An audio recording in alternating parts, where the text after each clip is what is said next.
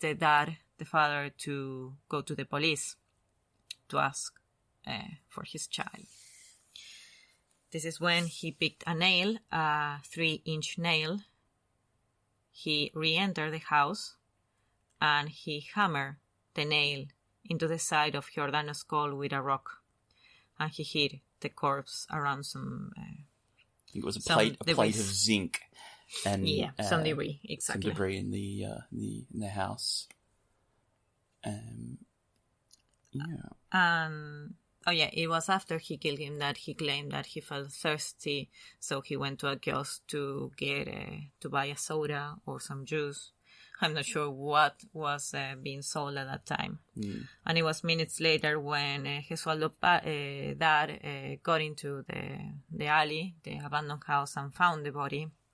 It's very sad because it seems like he actually took the child because he didn't realize, or he was in denial and he couldn't see that he was dead. So the dad might actually... No, he actually contaminated quite the crime scene. Oh well.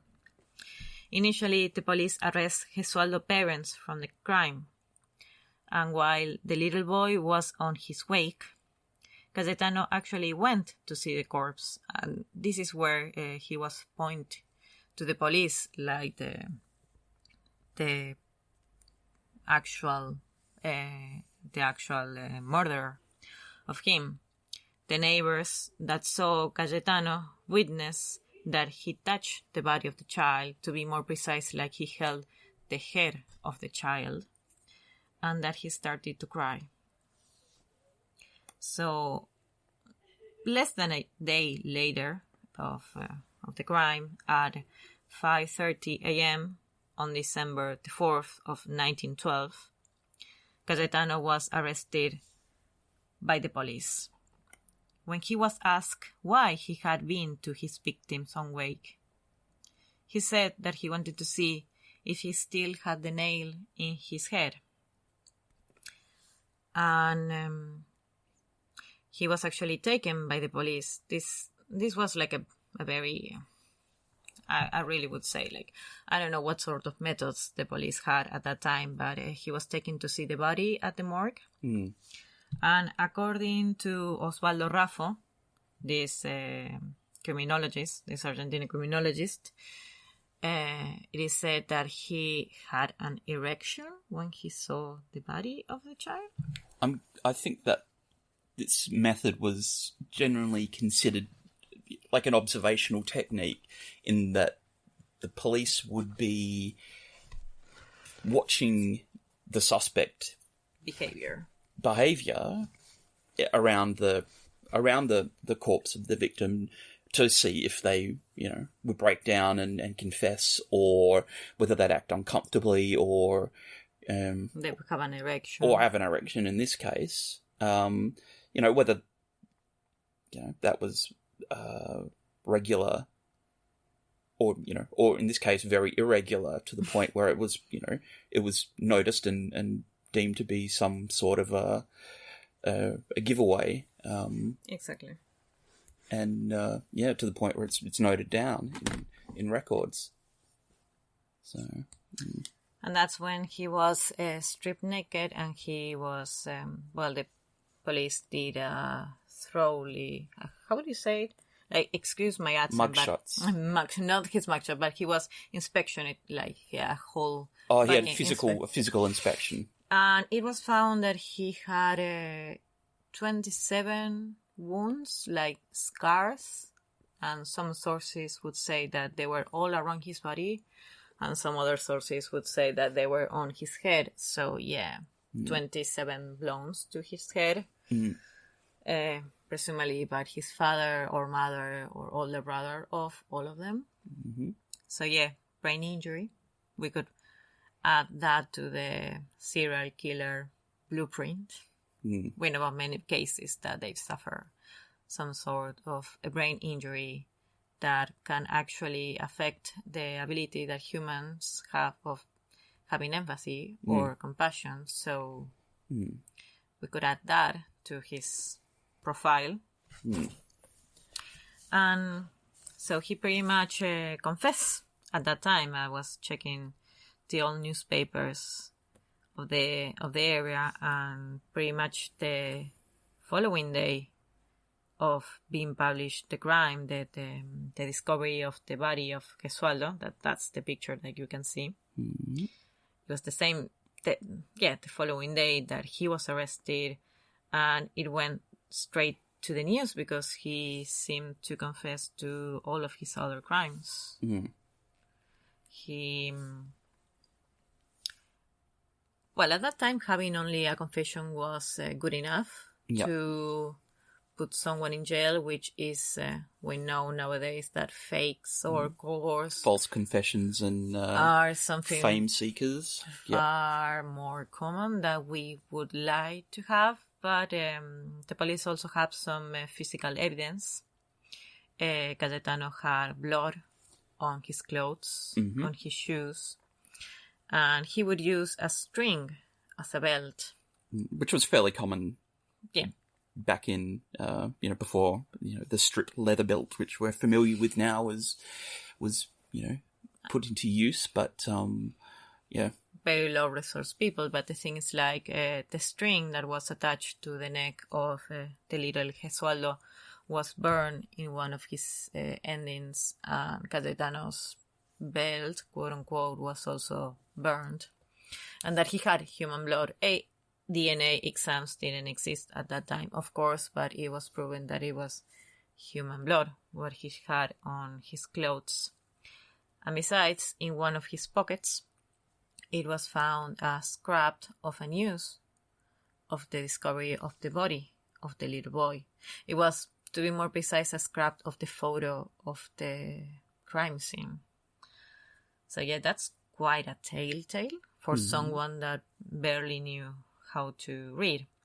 He was also recognized by a witness, a girl named Maria Perlero, that was working in the small store where Cayetano bought the candy with Gesualdo. So she would actually see the both of them. And also the boy's father would recognize him.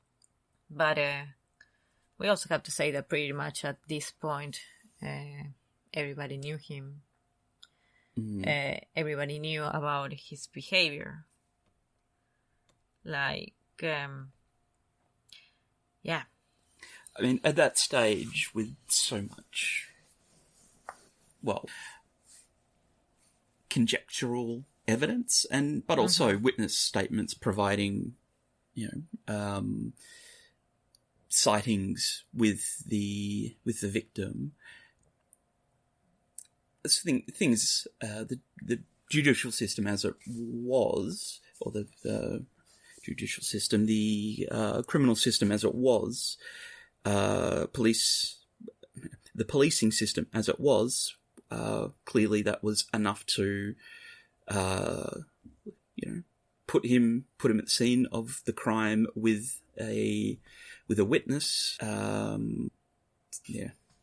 What can we say? It's really hard to say because I wouldn't doubt that the police will try to do some shady stuff in this case. And the things, like, I'm getting back to what I was telling about at the beginning about the condition of immigrants. Like, common people, like, they were the lowest class, and they would have all these negative stereotypes about them. Well, the Italians, his father was a drunk, so pretty much for all the criollos, the high society of Spanish, that Spanish descendant that had been living for decades in Argentina, all Spanish and Italians were drunk and lazy.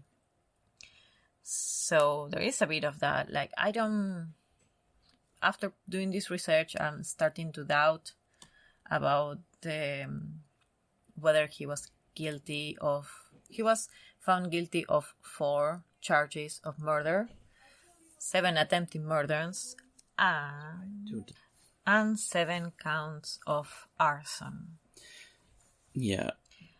No, I was just going to go straight through the trial and the diagnosis. I think the outcome of the trial and the judgment that was brought against him wasn't influenced by the sensational nature of, high society's expectations of recent migrants and of the upper socioeconomic class and their opinion and what was in the papers of the migrant lower socioeconomic class. It seemed like a fairly well reasoned and rationalized and impassionate judgment, all things considered, especially for the absolutely horrific nature of the crimes and what he was accused of. I could have, in a lot of other cases, seen the outcome of his judgment and verdict. Not verdict. I could see the outcome of his sentencing to have been a lot more severe for it's the upsetting and sensitive nature of the crimes he'd committed. So go on. Tell us. So do go on. So do go on. I lost it. So the judgment, and then I can go to the diagnosis and play to be an armchair psychoanalyst or psychologist. Yeah. Well, that's not the intention because neither of us are criminals. No, we're not. We're not professionals. I'm Australian, so I'm Argentinian and I'm half Italian, so I'm resentful and drunk clearly. So I had to say it. So yeah, the judgment. So he would confess after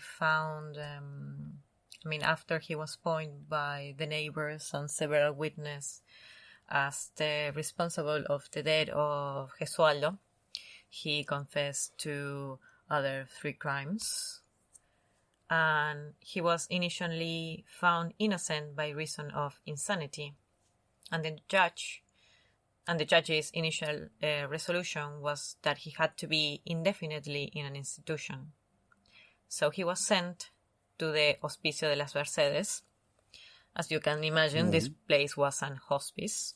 So it was pretty much a religious-related institute that wasn't neither a mental institution or a hospital, but it worked like halfway through for a place where the mentally ill and the terminally ill or disabled were kept.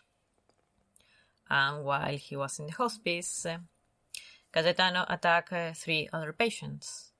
He tried to strangulate Thomas Hull, who was paralytic, and also tried to kill Felipe Serminara, who was his roommate and he was bedridden. He would also try to poison Juan Montes, another patient, by dissolving matches on his milk, and he also tried to escape. So after this, there was an appeal of his initial trial, and he was found guilty.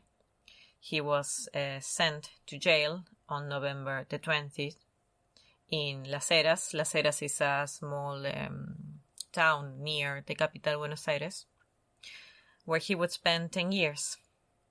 Then he was transferred to the Ushuaia Penitentiary, or the jail at the end of the world, because in case you don't know where Ushuaia is the last province of Argentina that is the nearest to Antarctica, so it's pretty much a very ruthless and cold place. It was literally the worst place where you could be sent. And he would die there in 1942 when he was age 48. According to the autopsy that he was done, he died of stomach ulcer. He had many health issues, but it's also said, but this is like almost like a legend, that it was very likely that he was that his death was also a consequence of some beatings that he took. Some pretty severe beatings from some of the his fellow records and stories from guard